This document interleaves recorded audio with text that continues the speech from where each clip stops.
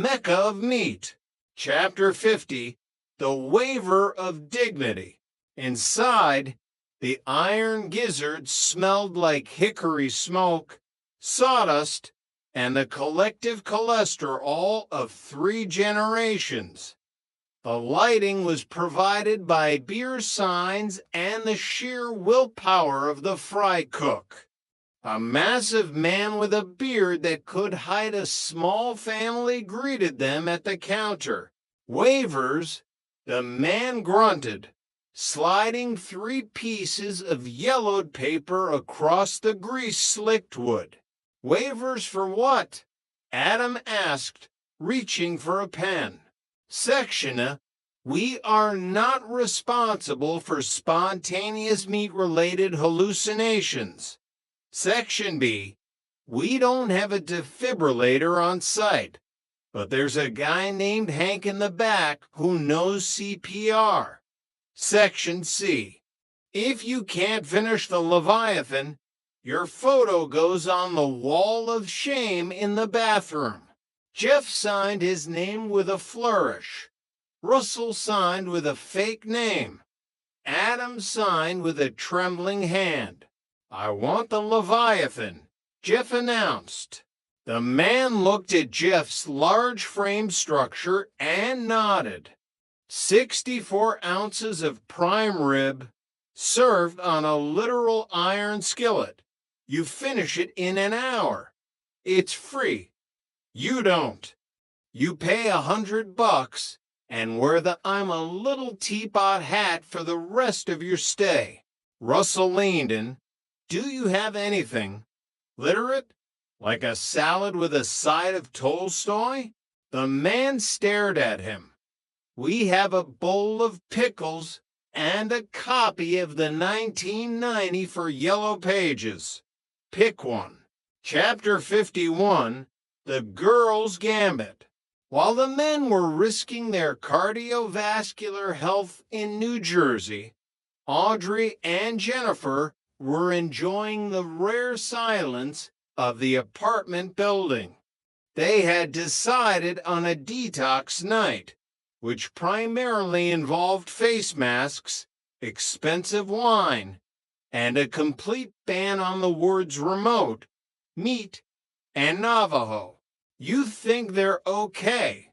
Jen asked, peeling off a cucumber slice from her eye. Jeff is in his element. Jen, Audrey said, sipping her Chardonnay. Give that man a steak the size of a hubcap, and he's happier than a kid in a toy store. My only worry is Russell. He's been acting very intellectual lately. He's terrified of Clarissa. Jen laughed. He actually bought a Kindle. I saw him trying to charge it with a toaster cord yesterday. The doorbell rang. Audrey groaned. If that's the satellite guy coming to tell me he can't fix the signal because of cosmic alignment, I'm going to lose it. It wasn't the satellite guy. It was a small, intense woman wearing a turban and carrying a crystal ball. The vibrations led me here, the woman said in a voice that sounded like gravel in a blender. I am Madame Luna. Your mother-in-law Faye sent me to perform a womb cleansing before the nuptials. Jen looked at Audrey. Audrey looked at the crystal ball. I think the men have the better deal in the swamp. Jen whispered. Chapter 52, The Psychic Incursion. Madame Luna didn't wait for an invitation. She swept into the living room, setting up her crystal ball on the coffee table where the Monopoly board usually sat. The air here is thick with the static of 1,000 sitcoms, Luna proclaimed, waving a bundle of burning sage. And the male energy. It's dense, like a forest of tuppence. Actually, that's just the smell of Jeff's gym bag. Audrey corrected, trying not to cough on the smoke. I see a wedding, Luna chanted, her eyes rolling back. But the altar is covered in beige. The universe is crying out for color, for Navajo deerskin, for deerskin. Jennifer stood up, her patience snapping. Madam Luna, I'm sure Fay means well, but the only cleansing happening tonight is this bottle of wine. Unless that crystal ball can tell me where the remote-controlled cooler is hidden. I think you've got the wrong floor. Luna stopped chanting and looked at the wine bottle. Is that a 2018 reserve? The spirits do enjoy a good oak finish. By midnight, Madame Luna was 3 glasses in and explaining how she once predicted the 1996 Olympics by staring at a bowl of cereal. Audrey and Jen had realized that Faye's psychics were just like everyone else. They just needed a night off from being vibrant. Chapter 53, The Meat God's Ascension. Back in the swamp, the hour was up. The table at the Iron Gizzard was a battlefield of bone and gristle. Russell was slumped in his chair, staring at a pickle with profound regret. Adam was trying to explain the safety dance to the man behind the counter, but Jeff was glowing. The skillet in front of him was clean. Not a scrap of fat, not a drop of OU's remained. Behold, Jeff whispered, his voice deep and gravelly. The Leviathan has been conquered. The man behind the counter walked over, checked the skillet, and let out a low whistle. Well, I'll be. You're the first one since the '03 trucker strike. Hank, get the Polaroid. We got ourselves a meat god. Jeff stood up, his large frame structure swaying slightly from the weight of 4 pounds of beef. He was handed a certificate printed on a paper grocery bag.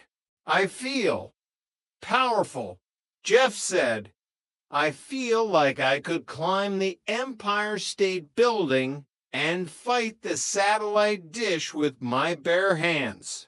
You feel like you're going to have a stroke, Jeff, Russell muttered, grabbing his keys. Let's go home before you try to colonize New Jersey. As they drove back across the George Washington Bridge, the Manhattan skyline welcomed them with its glittering lights. They were tired, they were greasy, and they were significantly heavier than they had been 12 hours ago.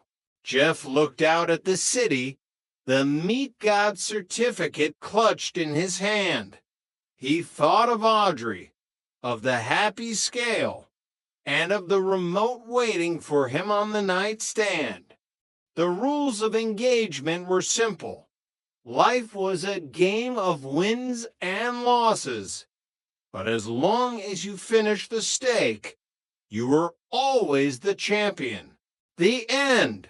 The engagement rules. A novelization.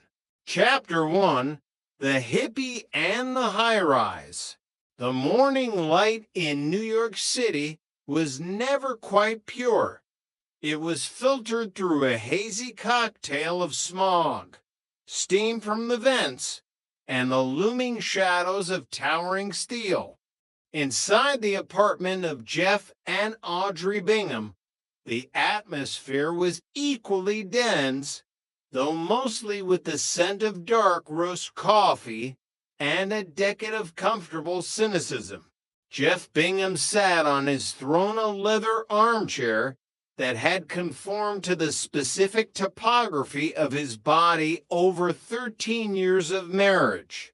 He was a man of simple needs, a working remote, a sports schedule, and a wife who occasionally let him win an argument just to keep the peace. The peace was shattered by a frantic